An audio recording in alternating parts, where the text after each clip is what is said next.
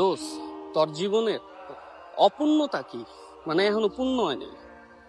যেমন দেখ, চোখের সামনে তরতাজা বাপটা বুড়ো হয়ে যাইতেছে, মায়ের চামড়ায় ভাঁজ পইরা যাইতেছে, আপন মানুষদের সাথে দূরত্ব বাড়তেছে, বন্ধুরা সব দূরে যাইতেছে, এর ভিতরে দায়িত্ব কান্দে ভর করতেছে।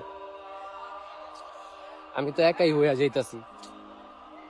এই হাসি, এই কান্না, হুটহাট মন খারাপ, ডিপ্রেশনে যাইগা। বাস্তবতা শরীর থেকে ঘাম বাইর করতেছে। জীবন আমারে কই নিয়ে যাইতাছে আমি নিজেই বুঝতাছি না, আসলেও বুঝতাছি না। পোলাগো জীবনটা এমন কে দোষ, এমন কি লিগা? সবাই খালি এক্সপেকটেশন রাখে আর কি আমাদের উপর।